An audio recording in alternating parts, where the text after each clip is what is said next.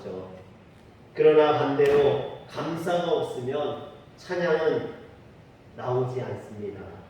그래서 틸리히는 하나님을 찬송한다는 것은 만물을 그것이 도달할 궁극의 목표로부터 내다보는 것이다 라고 말했습니다. 만물이 도달할 궁극적인 목표, 그게 뭘까요? 여러분, 바로 하나님이십니다. 그러므로 틸리히의 말에 의하면 만물이 도달할 궁극적인 목표이신 하나님, 다시 말해 모든 일의 결과이신 하나님, 모든 인생의 종착점이신 하나님의 관점에서 내다보면 모든 것이 감사하고 모든 것이 찬송이다라는 것이죠. 여러분, 이 말을 이해가 가십니까? 신학자가 한 말이라 조금 어려울 수 있습니다. 그러나 제가 이것을 좀 쉽게 풀어보면, 우리가 순간순간 살아가면서 어려움을 만날 때가 있죠. 힘든 시간이 있습니다. 또 고난의 가시밭길을 걸어갈 때도 있습니다. 그때는 참 힘들고 어려워서 왜 나에게 이런 일이 생겼나 불평하고 원망하기도 합니다. 그러나 그 어려운 일이라는 것도, 고난이라는 것도 시간이 지나면 지나가게 되어 있어요. 그래서 그것들이 지나가고 시간이 흘러서 나중에 되돌아볼 기회가 생겨서 그때 일을 뒤돌아서 보면은 그 일이 새롭게 다가온다는 거죠. 그때는 미처 알지 못했던 일들을 깨닫게 될 때가 있습니다. 이것은 마치 산속에서 길을 찾아 헤맬 때는 내가 어디 있는지 몰라서 헤매이고 어디로 가야 되는지, 어디가 길인지 몰라서 헤매이지만 막상 산꼭대기에 올라가서 보면 그 모든 것들이 다 내려다 보이는 거죠. 아, 내가 저기에서 헤맸었지. 아, 내가 저기에서 길을 잃어버렸었는데, 아, 저기가 저렇게 생겼었구나. 아, 그래, 내가 저 길로 해서 이렇게 올라왔지. 여러분, 산꼭대기에 올라서 뒤돌아보면 자신이 헤맸던 그 길들이 다 보이는 거죠. 마찬가지입니다. 우리의 인생도 그 순간순간에는 깨닫지 못하지만 시간이 지나서 뒤돌아보면 그것들에 대한 의미, 아, 그때 왜 나에게 이런 일이 있었는지, 왜 그때 하나님이 나를 이렇게 어렵게 하셨는지 그것들을 깨닫게 된다라는 것입니다. 그래서 우리는 이런 하나님의 관점에서 일을 볼 수 있어야 된다는 거예요.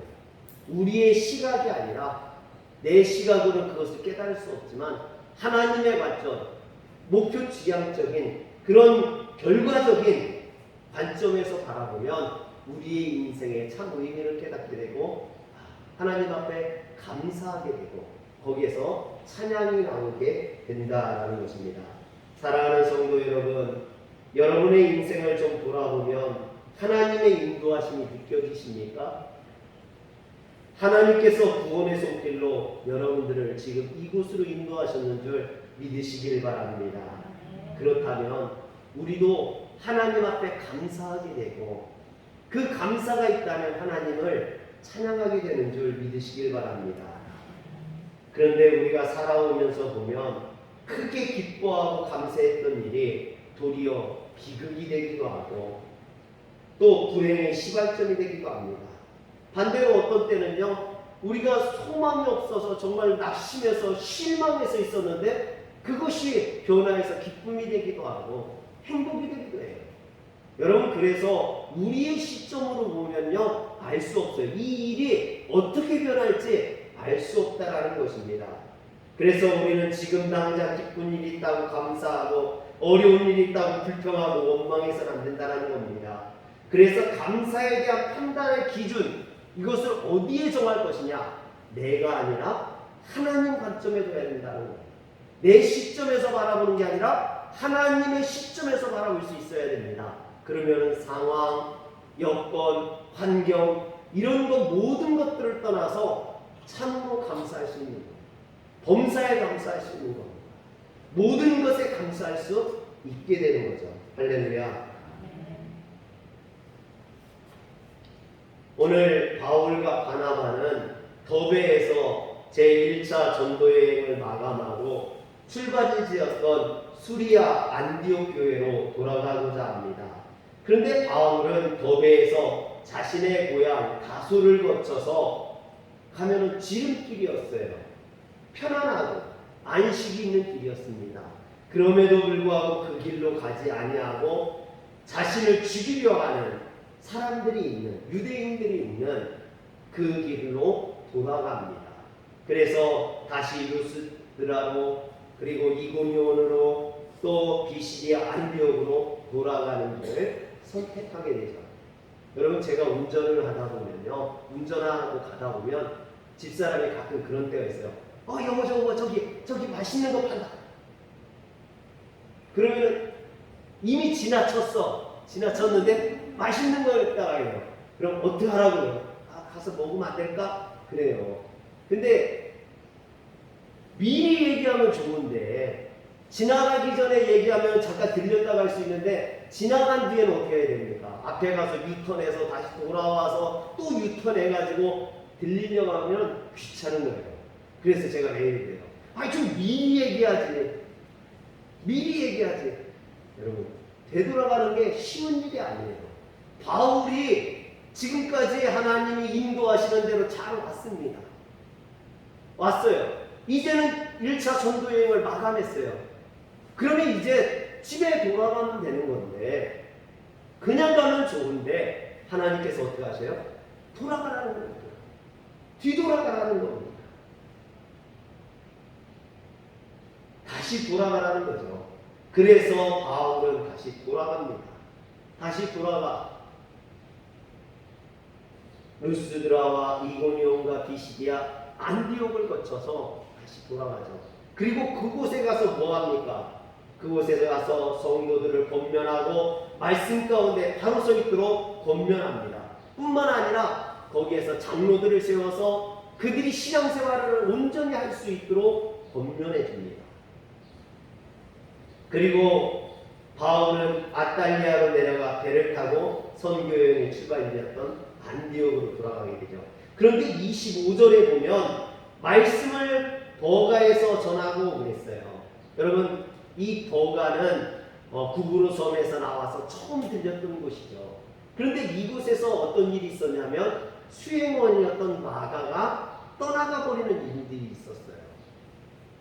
바나바가 전도팀의 리더였는데 바나바가 아니라 바울이 전도팀 리더가 되면서 그것에 불만을 가졌던 마가가 돌아가게 됩니다. 또 이 버가에서 무슨 일이 있었습니까? 바울이 풍토병에 걸려서 고생을 하게 되고 결국 버가에서는 복음을 하나도 전하지 못하고 비시디아 안디옥으로 병든 몸을 이끌고 타우로스 산맥을 넘어가는 그 험난한 여정을 시작하게 되죠. 여러분, 버가는 그런 곳이에요. 그런데 바울이 이 버가에 와서 말씀을 전했다라는 거예요. 여러분, 이미 1차 전도 여행은 끝났어요. 버베에서 끝났어요. 그런데도 불구하고 바울이 루스드라와 이고니오와 비시디아 안디옥에 왔던 것은 복음을 전하기 위한 게 아니라 이미 복음을 전했던 자들을, 그들을 하나님을 온전히 의지하도록 만드는데 목적이 있었어요. 이미 1차 전도 여행은 끝난 거예요. 그런데도 불구하고 버가에 와서는 복음을 전했다라는 거예요. 할렐루야. 여러분, 아마 바울의 마음속에는요, 버가에서 그냥 지나갔던, 자신이 복음을 전하지 못했던 게 늘 마음에 남아있었던 것 같아요. 그래서 이 버가에 갔을 때 긴 시간이 주어지진 않았지만 자기가 전도여행을 마감하고 돌아가는 길이었음에도 불구하고 그곳에서 될 수 있는 한 복음을 전했던 것으로 보여집니다. 그리고 바울이 아탈리아로 내려가서 배를 타고 선교여행의 출발점이었던 안디옥으로 돌아가게 됩니다. 그런데 여기에서도 이상한 게 있죠. 여러분, 구부로 섬에서 배를 타고 왔을 때는 분명히 버가로 왔어요. 그런데 그들이 다시 돌아갈 때는 어디로 돌아가냐면 아탈리아로 내려가서 배를 타고 갔다라는 이야기예요. 버가에서 직접 배를 타지 않았어요. 그 이유는 아마 버가에서 비시디아 안디옥으로 가는 배를 못 만났던 것 같아요. 그래서 그보다 더 항구가 큰 아탈리아로 내려가서 그곳에서 배를 타고 비시디아 안디옥으로 돌아가게 됩니다. 바울과 바나바가 이렇게 해서 1차 전도여행을 마치고 수리아 안디옥에서 약 2년 만에 돌아오게 됩니다. 그런데 26절에 보면 거기서 배 타고 안디옥에 이르니 이곳은 두 사도가 이룬 그 일을 위하여 전에 하나님의 은혜에 부탁하던 곳이라 했습니다. 여기서 두 사도가 이룬 그 일, 이것은 전도를 의미해요. 선교를 의미하죠. 그들이 했던 선교 여행 기간 동안 있었던 모든 일들을 의미합니다. 그리고 전에 하나님의 은혜에 부탁했다라는 것은 안디옥 교회가 바울과 바나바를 파송할 때 그들을 하나님의 은혜에 부탁했다라는 말입니다. 그래서 우리말 부탁하다로 번역된 파라디도스미라는 말은 위탁하다라는 의미를 있어요. 그래서 안디옥 교회는 바울과 바나바를 선교사로 파송하면서 그들에게 후원을 얼마를 할 거냐 이런 거 가지고 논의하지 않았다는 거예요. 그들을 하나님 앞에 온전히 의탁했다라는 거죠. 할렐루야. 여러분, 여기에서 하나님 앞에 위탁했다라는 게 중요해요. 왜? 선교는 하나님에게 위탁하는 겁니다. 여러분, 어떻게 보면 선교뿐만 아니에요. 복음 전하는 것도 마찬가지고요. 우리가 살아가는 것도 마찬가지입니다. 우리는 하나님 앞에 모든 것을 맡길 수 있어야만 하는 거예요. 바울과 바나바가 전도여행을 떠날 때 이미 그들은 하나님 앞에 모든 것을 내어 맡겼다라는 겁니다.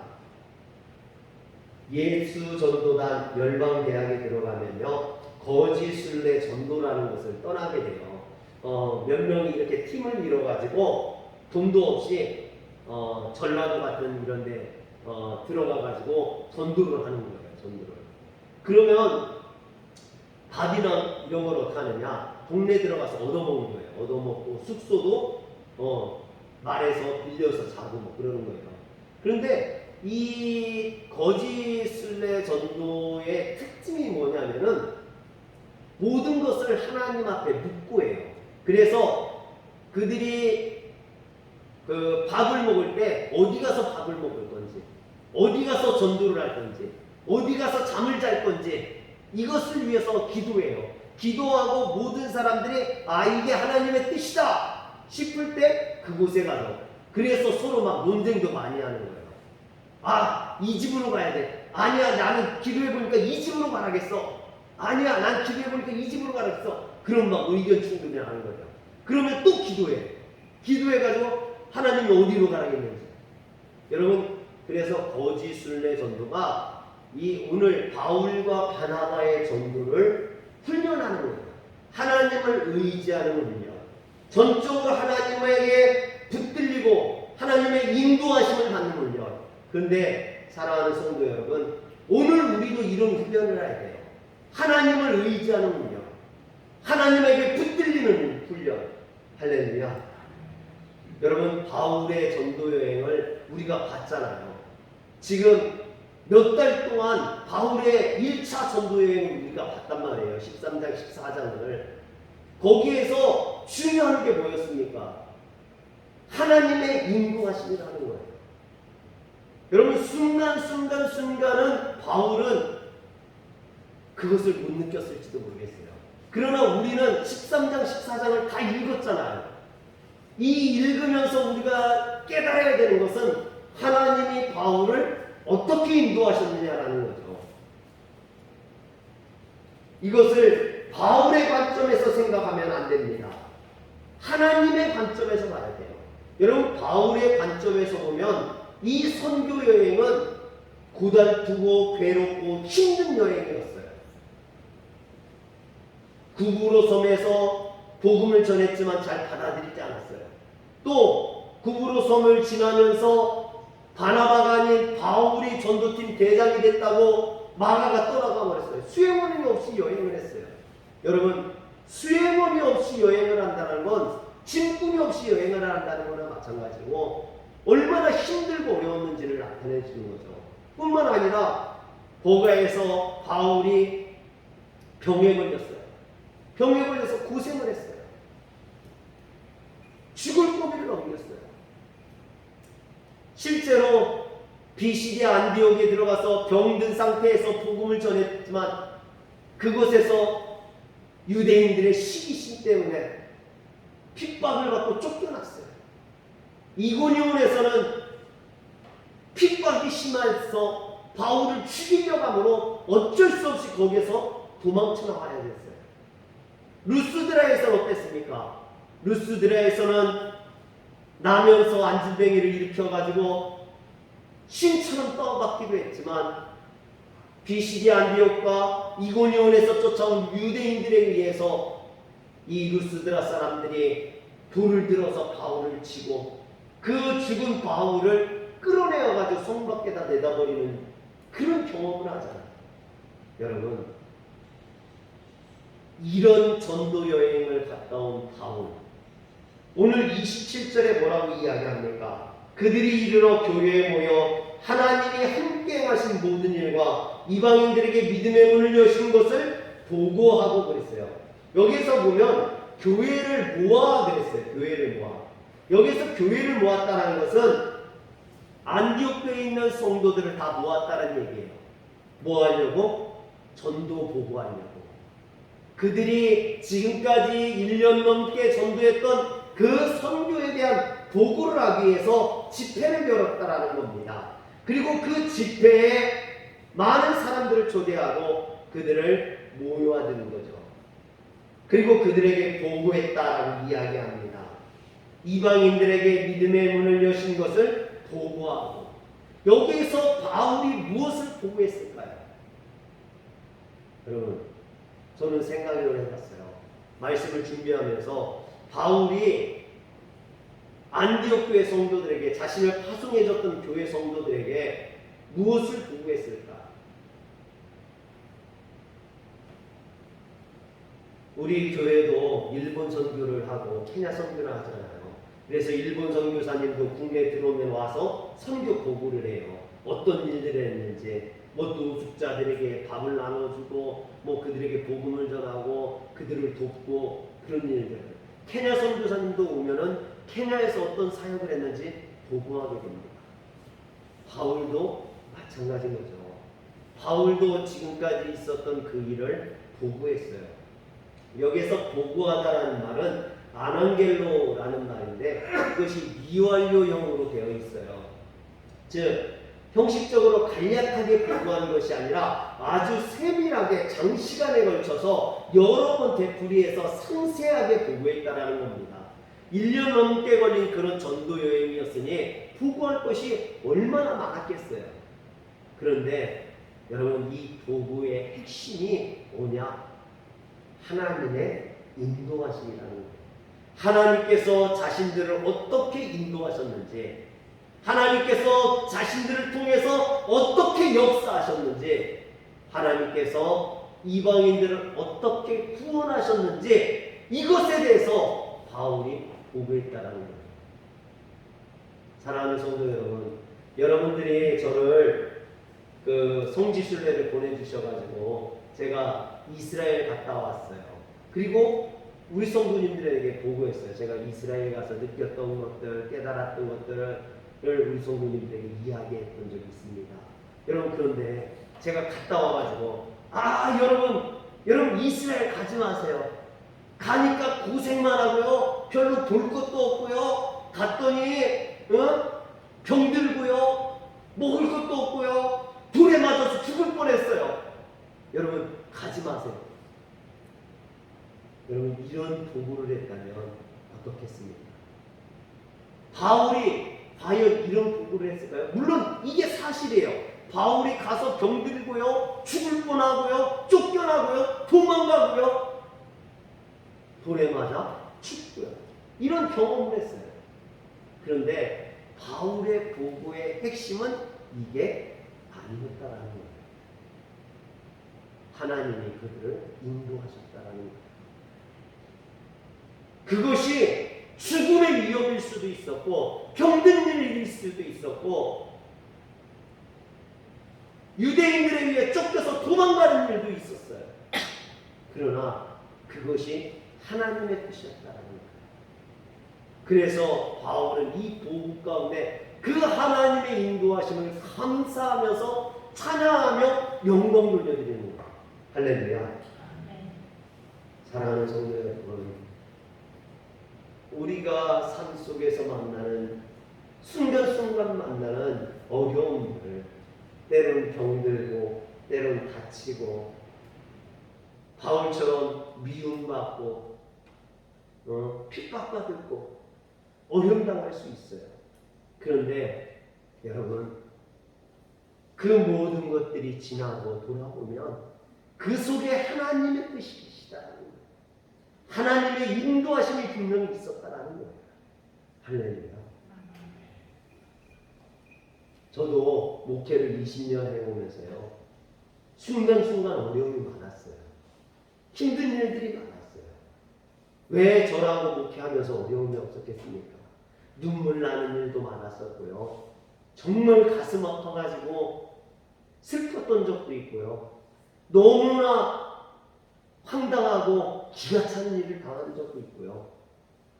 그래서 밤잠 못 자고 정말로 근심하며 성전에 나와서 울며 밤을 지샌 적도 있었어요.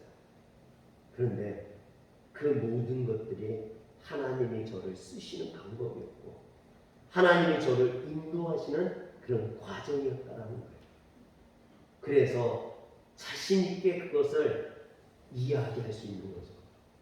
사랑하는 성도 여러분, 오늘 바울은 자신의 전도 여행을 마감하면서 그것을 자신을 보내준 그 안디옥 교회에 보고를 합니다. 어떻게 보면 간증이라고도 할 수 있고요, 선교 보고라고도 할 수 있죠. 그리고 그 선교 보고의 내용은 바로 하나님의 인도하심, 그 인도하심을 감사하고 찬양하고 있는 거예요. 그것이 안디옥 교회 성도들에게는 또한 은혜가 되고, 할렐루야. 바울에게만 은혜가 됐던 건 아니죠. 바울의 보고를 듣는 안디옥 교회 성도들에게도 은혜가 되었던 겁니다. 저는 이런 바울의 보고를 들으면서요, 무엇이 생각나냐면 찬송가 301자, 지금까지 지내온 것 주의 크신 은혜라, 한이 없는 주의 사랑 어찌 이루 말하랴, 자나깨나 주의 손이 항상 살펴주시고 모든 일을 주 안에서 형통하게 하시네. 여러분, 바울이 하나님을 찬양하면서 이 찬양을 했을 것 같아요. 나의 1차 전도에 지금까지 이 모든 일을 주관하신 것은 하나님의 크신 은혜라. 할렐루야. 기도하겠습니다. 전능하신 하나님, 지금까지 우리가 살아오면서 숱하게 어려움을 겪고 고난을 지나고 힘든 일들이 있었지만 그 모든 어려움 가운데서 우리를 지키시고 인도하시는 이가 하나님이신 줄 압니다. 주님의 은혜로 내가 오늘 이 자리까지 올라왔는 줄 압니다. 하나님, 그 하나님의 은혜를 잊지 않게 하시고 날마다 하나님 앞에 감사하게 하시고 하나님을 찬양하게 하여 주시옵소서. 우리 주 예수님의 이름으로 기도합니다. 아멘.